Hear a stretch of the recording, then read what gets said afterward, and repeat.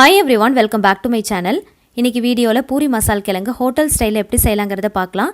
இதுல ரொம்ப முக்கியமான ஒரு பொருள் நம்ம ஆட் பண்ண போறோம். சீக்ரெட் இன்கிரிடியன்ட்னு கூட சொல்லலாம்.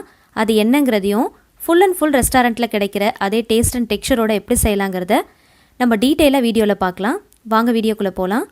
கடாயில தேவையான அளவுக்கு மஸ்டர்ட் ஆயில் ஆட் பண்ணிக்கலாம்.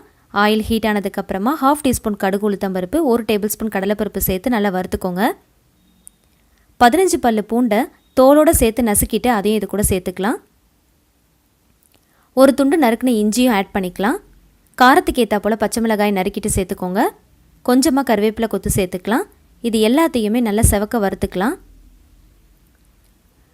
2 பெரிய வெங்காயத்தை நீல வாக்கில் நல்லா தின்னாக ஸ்லைஸ் பண்ணி வச்சுருக்கேன். அதையும் இது கூட சேர்த்து தேவையான அளவுக்கு உப்பு சேர்த்து நல்லா வதக்கி விட்டுக்கலாம்.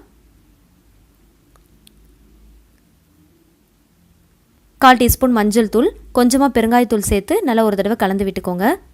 3 மீடியம் சைஸில் உருளைக்கிழங்குல கொஞ்சமாக உப்பு சேர்த்து வேக வச்சு மசிச்சு வச்சுருக்கேன். அதையும் இது கூட சேர்த்துக்கலாம். ரொம்ப மசிச்சிடக்கூடாது, ஒன்றும் பாதியமாக மசிச்சுட்டு இது கூட சேர்த்து நல்லா கலந்து விட்டுக்கோங்க. இப்போது இதில் ஒரு முக்கியமான ஒரு இன்க்ரீடியன்ட் நம்ம ஆட் பண்ண போகிறோம். சீக்ரெட் இன்க்ரீடியன்ட் கூட சொல்லலாம். ஹோட்டல் ரெஸ்டாரண்ட்லலாம் இது தான் ஆட் பண்ணுவாங்க. 1 டேபிள் ஸ்பூன் கடலை மாவில் கொஞ்சமாக வாட்டர் விட்டு ஆட் பண்ணி நல்லா மிக்ஸ் பண்ணிவிட்டு அதையும் இது கூட சேர்த்துடலாம். இந்த மாதிரி சேர்க்கறதுனால நல்ல ஒரு திக்கான கன்சிஸ்டன்சி கிடைக்கும். ஹோட்டல் ரெஸ்டாரண்ட்டில் இந்த பொருளை கண்டிப்பாக சேர்த்து தான் செய்வாங்க. இதே மெத்தடில் செய்வாங்க. அதனால தான் அந்த டேஸ்ட்டும் டெக்ஸ்சரும் கிடைக்குது. தேவையான அளவுக்கு வாட்டர் ஆட் பண்ணிவிட்டு கலந்து விட்டுட்டு மூடி போட்டு ஒரு 5 நிமிஷத்துக்கு மட்டும் மீடியம் ஃப்ளேமில் வச்சு குக் பண்ணிட்டோன்னா நல்ல திக்கான கன்சிஸ்டன்சிக்கு வந்துடும். ஸ்டவ் ஆஃப் பண்ணிவிட்டு நறுக்கின கொத்தமல்லி இலைகளை தூவிடலாம்.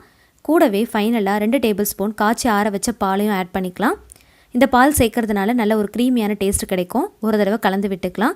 பூரிக்கு ரொம்பவே டேஸ்டியான பக்காவான ஒரு சைட் டிஷ் ரெடி ஆயிடுச்சு. ஹோட்டல் ஸ்டைலில் ரொம்பவே சூப்பரான ஒரு பூரி மசால் கிழங்கு நம்ம ரெடி பண்ணிட்டோம். இதே மெத்தடில் இதே மாதிரி சீக்ரெட் இன்க்ரீடியன்ட் யூஸ் பண்ணி நீங்களும் ட்ரை பண்ணி பாருங்கள். ரொம்ப சூப்பராக வரும். ட்ரை பண்ணிவிட்டு சொல்லுங்கள். வீடியோ பிடிச்சிருந்துச்சுன்னா மறக்காமல் லைக் பண்ணுங்கள். உங்களோட ஃபேமிலி அண்ட் ஃப்ரெண்ட்ஸ் கூட ஷேர் பண்ணிக்கோங்க. சேனலை சப்ஸ்கிரைப் பண்ணிவிட்டு தொடர்ந்து சப்போர்ட் பண்ணுங்கள். Thank you so much. கீப் வாட்சிங்.